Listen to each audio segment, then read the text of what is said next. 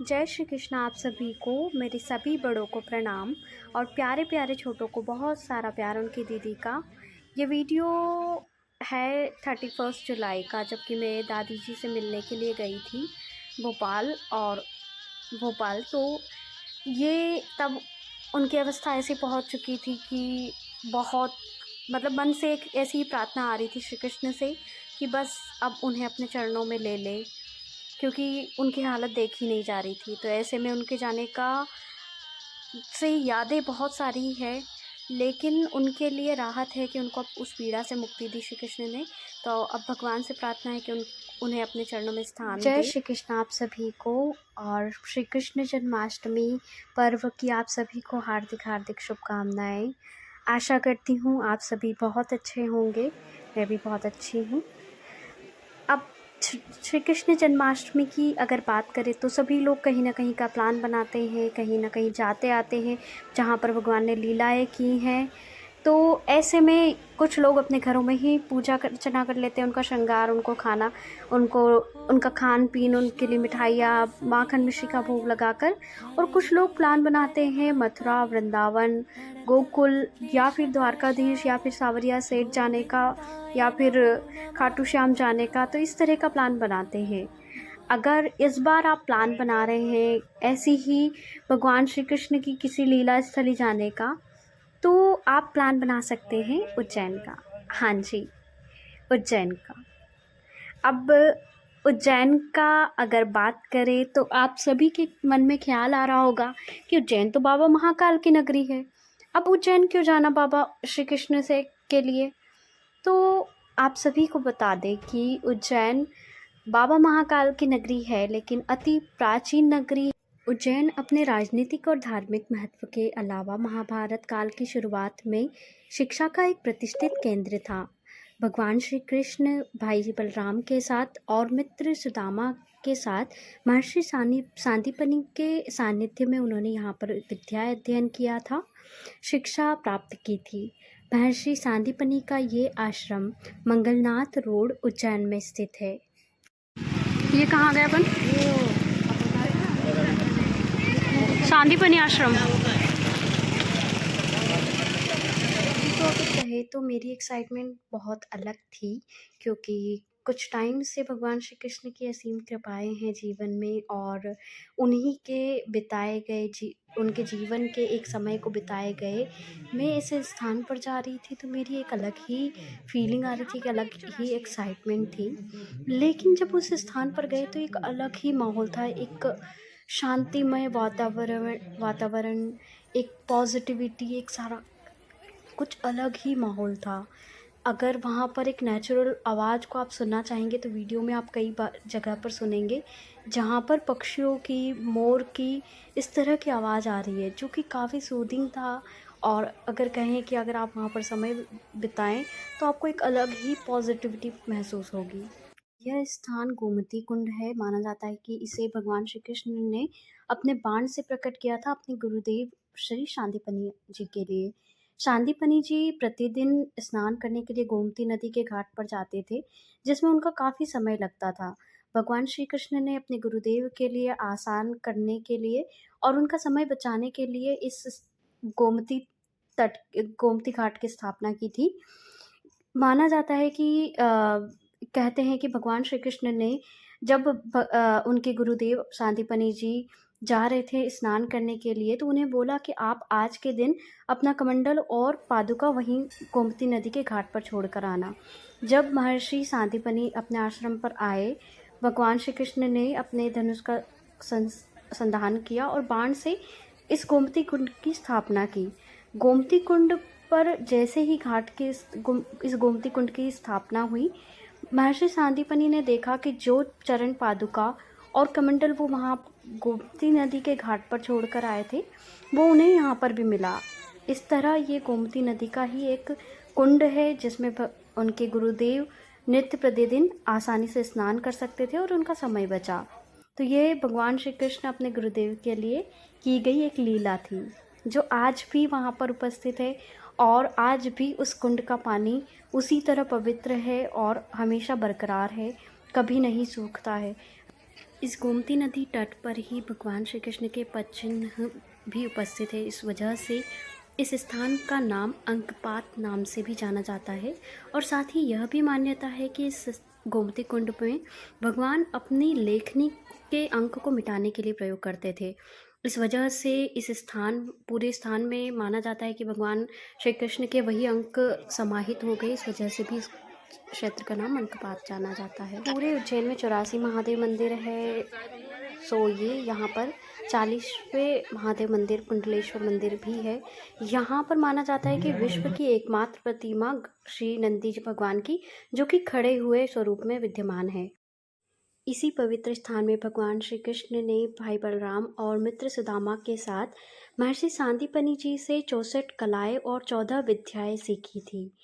इस स्थान पर पूरा उनका संग्रह किया गया, इनको चित्रों के माध्यम से पूरा बताया गया है। आप यहाँ पर कभी भी आएंगे, इस हॉल में आप जाएंगे तो पूरी वहाँ पर देख सकते हैं। पूरी यहाँ पर चित्रों के माध्यम से बताया गया है भगवान ने क्या क्या विद्याएं सीखी हैं, जैसे आप यहाँ पर देख सकते हैं। काफ़ी उत्कृष्ट उदाहरण आप यहाँ पर देखेंगे, जो चित्रों के माध्यम से सजीव किया गया उस समय का वातावरण। ऐसा लगता है कि मानो हमारी आंखों के सामने अभी भगवान श्री कृष्ण की शिक्षा चल रही है, महर्षि सांदीपनि उन्हें शिक्षित कर रहे हैं। अलग अलग ज्ञान विज्ञान की बातें हो रही हैं, जो कि शायद हम अब पढ़ाई किए हैं, हमें लगता है कि हम ही ने अभी पढ़ा है। वो भगवान श्री कृष्ण को उस समय कैसे श्री महर्षि सांदीपनि जी ने बताया, वो सभी यहाँ पर कला के माध्यम से, चित्रों के माध्यम से आपको दिखाई देता है। यहाँ पर आने पर एक जो अनुभूति होती है, उसे शब्दों के माध्यम से बयां करना काफ़ी कठिन है। आप कभी यहाँ पर जब आएंगे तब यहाँ की जो वाइब्रेशन आप फील करेंगे, वो अपने आप में खुद का, कहते हैं ना कि जो गूंगा होता है वो गुड़ का स्वाद वह खुद ही जानता है, वो बता नहीं सकता। तो उसी तरह की यहाँ की अनुभूति है कि जो बयां नहीं की जा सकती, बस फील की जा सकती है।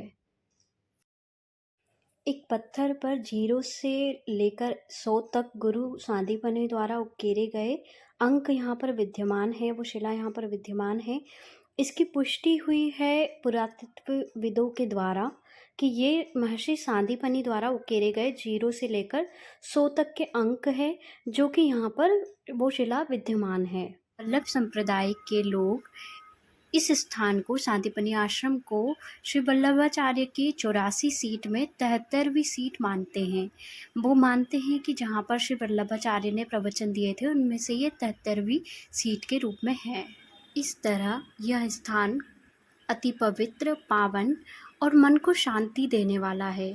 अगर आप कभी भी इस स्थान पर जाए और ध्यान लगाना चाहें, मेडिटेशन करना चाहें, तो काफ़ी अच्छा लगता है। और भगवान श्री कृष्ण की लीलाएं यहाँ पर हुई है, तो मन को काफ़ी शांति हुई। लगा कि एक परम धाम आने पर जो शांति हुई, वो एक अलग ही थी।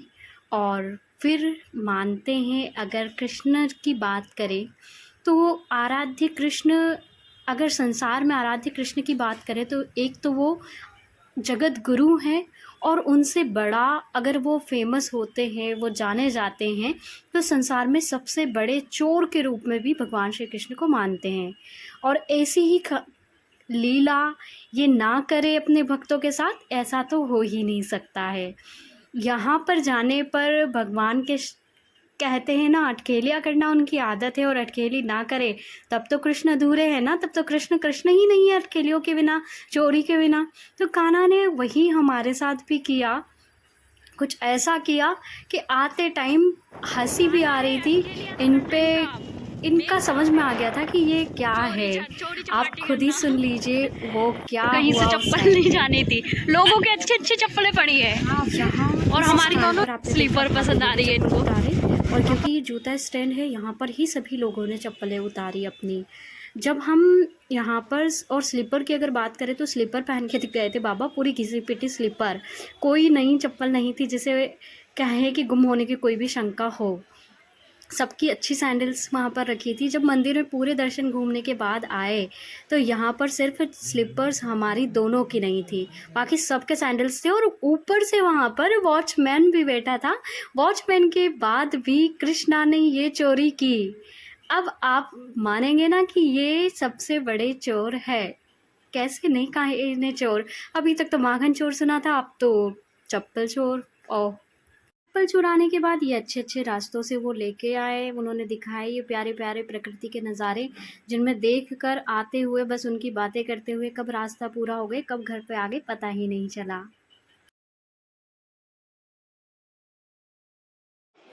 यहाँ पर आने के लिए आप रेलवे से आ सकते हैं।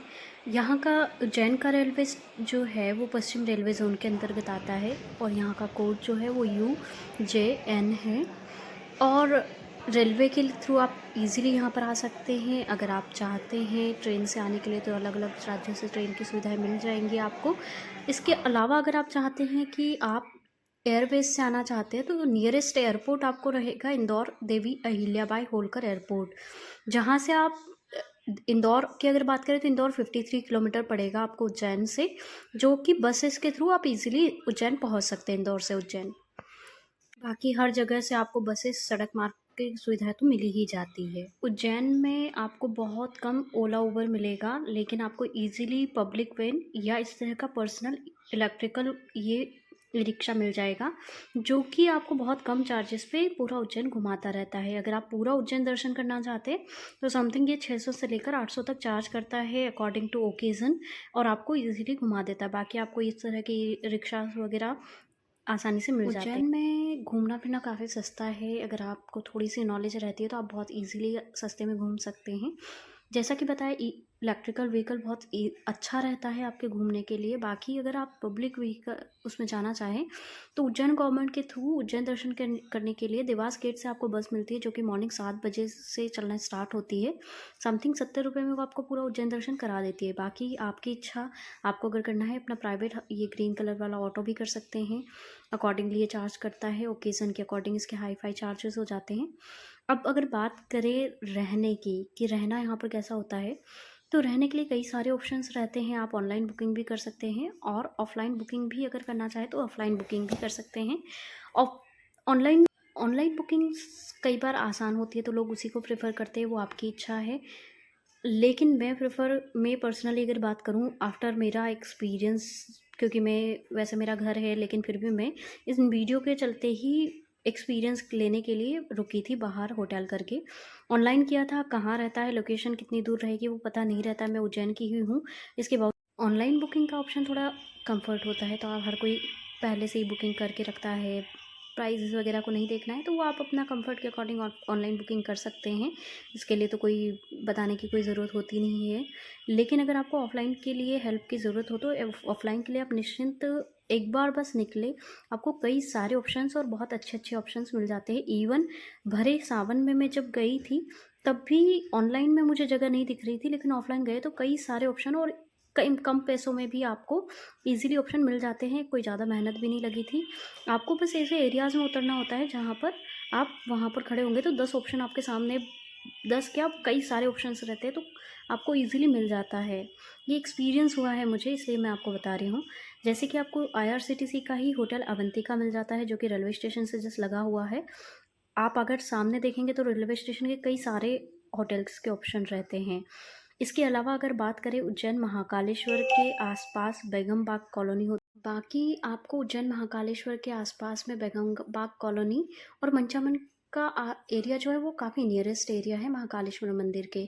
और क्योंकि यहीं से दर्शनीय स्थल स्टार्ट होते हैं तो आप यहाँ पर ईज़िली ऑफ़लाइन फाइंड आउट कर सकते हैं, जो कि अगर डॉर्मेट्री की बात करें तो 200 से लेकर 200, 300 और 500 तक में हो जाएगा ईज़िली। और अगर आप रूम की बात करें 500 से लेकर 1000 तक में आसानी से आपको मिल जाता है।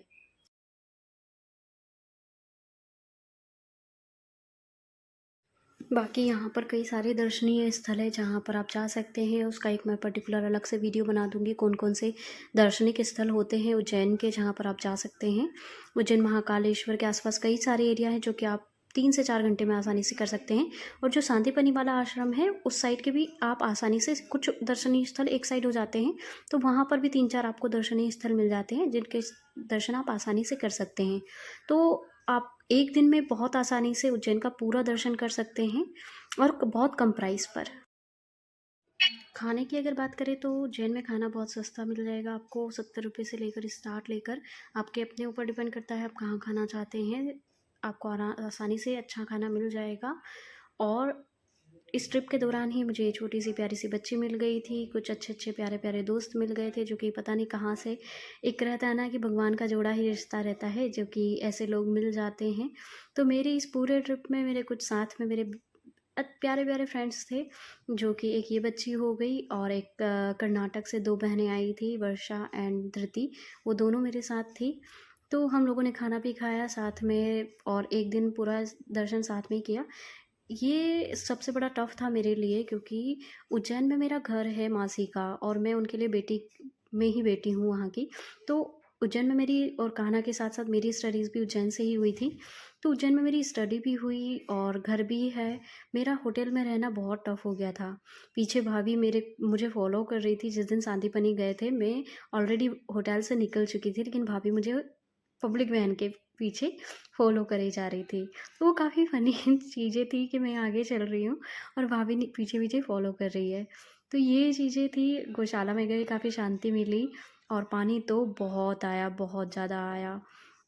तब तक क्या बात करें। तो ये था कान्हा से रिलेटेड जानकारी, उनके अध्ययन विद्याशाला की जानकारी, महर्षि सांदीपनि के आश्रम की पूरी जानकारी। अगर इसमें कोई भी कमी हो, कोई क्वेश्चन हो आपका, तो आप मुझे कमेंट के ज़रिए बता सकते हैं।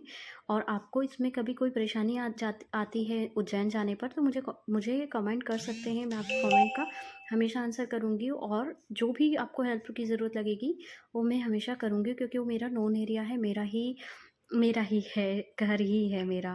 तो आपकी हमेशा हेल्प करने के लिए मैं रहूँगी। आप सब लोगों के लिए मैं इस पर्सनल एक्सपीरियंस के लिए ही घर से बाहर रही थी, तो मुझे बहुत कुछ एक्सपीरियंस हुआ है, जगहों के नाम पता चले हैं, क्योंकि कंफर्ट ख़त्म हो जाता है तो पता चलता है सारी चीज़ें। ये जानकारी कैसी लगी और आगे किसी भी तरह की हेल्प की ज़रूरत हो कमेंट कीजिएगा, जानकारी कैसी लगी बताइएगा।